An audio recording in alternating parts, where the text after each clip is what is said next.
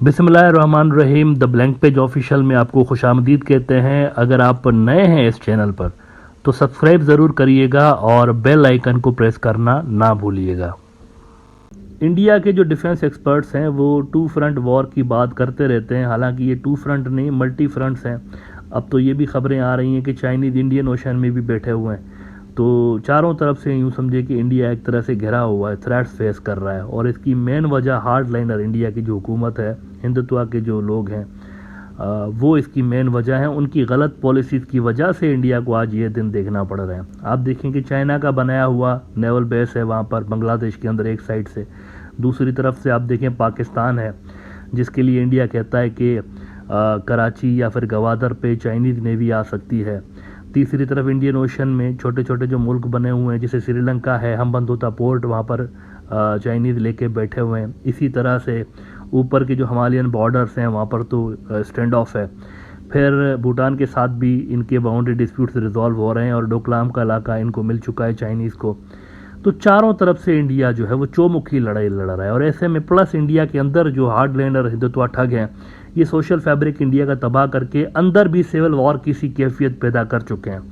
लेकिन एक और भी दुनिया में ऐसा मुल्क है जहां ऐसे ही इंडिया की तरह ही हार्ड लाइनर्स मौजूद हैं, और उन हार्ड लाइनर्स ने चारों तरफ से उस मुल्क को यूँ समझिए कि उसके लिए थ्रेट्स पैदा करवा दिए हैं और अंदर से भी थ्रेट्स पैदा करवा दिए हैं। ये दुनिया में सबके लिए सबक है कि जब आप हार्ड लाइनर अल्ट्रा नेशनलिस्ट जुनूनी किस्म के लोगों को पावर में लेकर आते हैं तो आपके मुल्क के लिए एग्जिस्टेंशियल थ्रेट्स क्रिएट हो जाते हैं। इसराइल की बात कर रहा हूँ। इसराइल में इस वक्त अंदर से जो इसराइल है ना, अंदर से बहुत ज़्यादा डिस्टर्ब्ड है। लाखों लोग हर रोज़ सड़कों पे मौजूद हैं, और वो इस वजह से सड़कों पे मौजूद हैं क्योंकि वो जो ज़ायनिस्ट ठग जिनको बड़ा ज़ोर शोर के साथ अल्ट्रा नेशनलिस्ट जो थे वो लेकर आ गए पावर में कि ये आ जाएंगे तो सबको धपड़धूस कर देंगे, हमारे जैसा तो कोई है ही नहीं। इस तरह की जो आइडियोलॉजी इन्होंने लेकर वो पावर में लेकर तो आ गए, लेकिन अब खुद पछता रहे हैं कि ये क्या हो गया। इन्होंने तो आते ही इदारे तबाह कर दिए इसराइल के। वहाँ पर जो आर्मी के लोग हैं वो कह रहे हैं हम नहीं लड़ेंगे, यानी ऑर्डर्स फॉलो नहीं करेंगे, बायकॉट करके गए उन्होंने प्रोटेस्ट के अंदर, आर्मी वालों के लोग इनके। और फिर वहाँ पर जो जुडिशरी है वो डिसफंक्शनल है एक तरह से, नेतन्याहू ने जो कानून पास किए।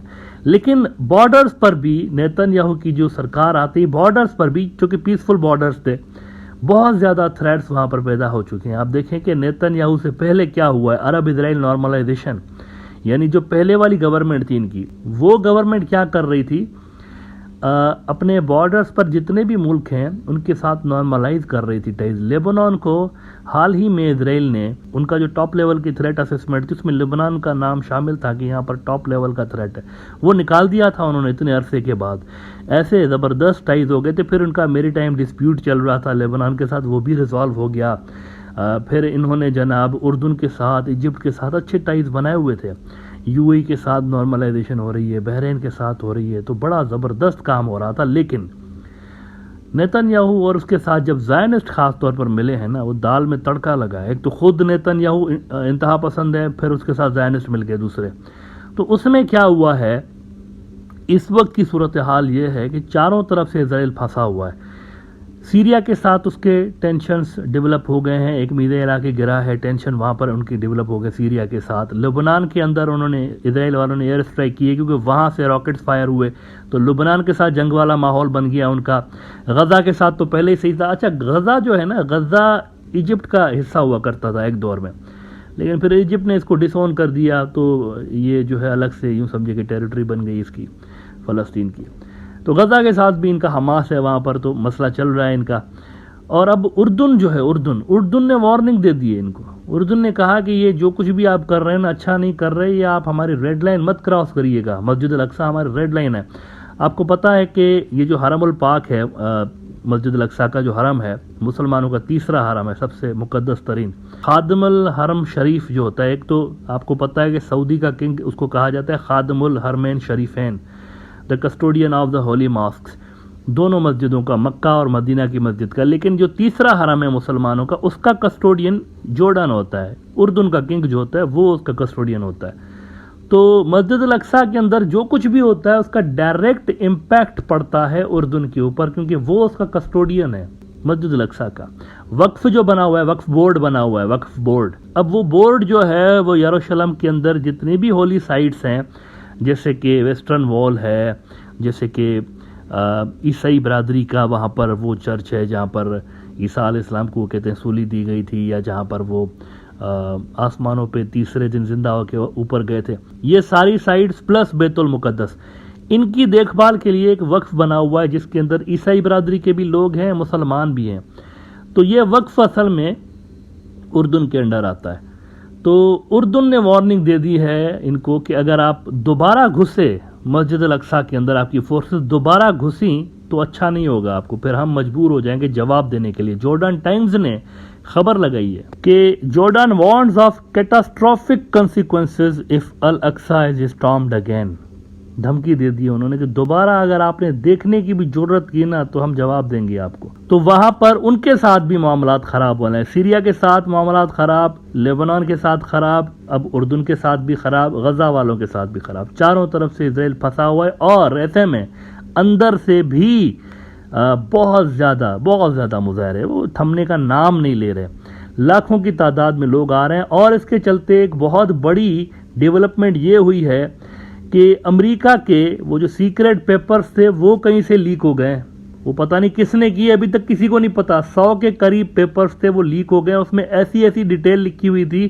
کہ امریکہ کے اتحادی پریشان ہے۔ وہ جیسے کولڈ وار کے دوران خورشوف کی جو اسپیچ کی تھی خورشوف نے، وہ لیک ہو گئی تھی نا، آپ کو میں نے بتایا تھا کچھ دن پہلے، یہاں براڈر ویو کے اندر اس پہ بات کی تھی میں نے، اپنے بک میں بھی یہ ساری ڈیٹیل لکھی ہے، اگر آپ نے نہیں پڑھا ابھی تک تو ضرور پڑھیے گا، اس کی لنک نیچے ڈسکرپشن میں موجود ہے جہاں سے آپ لے سکتے ہیں یہ۔ تو خورشوف کی وہ اسپیچ تھی تو سیکریٹ اسپیچ لیکن لیک ہو گئی تھی، اس کے اندر اس نے کہا تھا کہ ہمیں اپنی پالیسی جو ہے وہ بالکل چینج کرنی چاہیے، اور اس کی وجہ سے سوویت یونین کو بڑا زبردست دھچکا لگا تھا، اور یہ ان کی کولڈ وار ہارنے کی یوں سمجھے کہ بنیاد خورشوف نے ڈال دی تھی۔ ایسے ہی امریکہ کی ایک پیپرز ان دنوں لیک ہو گئے اچانک سے، 100 پیپر لیک ہو گئے، اس میں سے 50 پیپر یوں سمجھے کہ پبلک نے پڑھ بھی لیا آگے منظر عام پہ، لیکن 50 ابھی نہیں ہے باقی۔ وہ جو 50 لیک ہوئے ہیں نا، اس میں کیا لکھا ہوا ہے؟ اس میں یہ لکھا ہوا ہے کہ یہ جو مظاہرے ہو رہے ہیں وہاں پر اسرائیل کے اندر، بے شمار مظاہرے وہاں پر ہو رہے ہیں، ان کے پیچھے خود اسرائیلی انٹیلیجنس ایجنسی موساد ہے۔ Now would you believe that؟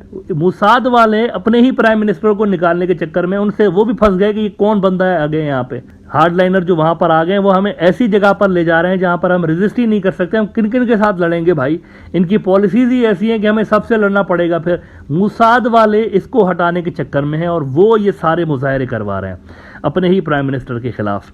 Hertz ان کا بڑا اخبار ہے اسرائیل والوں کا، یہ رپورٹ کر رہے ہیں کہ leaked U S documents alleged Mossad encouraged Israel's anti-Netanyahu protests. A leaked Pentagon memo alleges that Israel's spy agency encouraged protests against the Netanyahu government's judicial overhaul. Mossad response false and unfounded.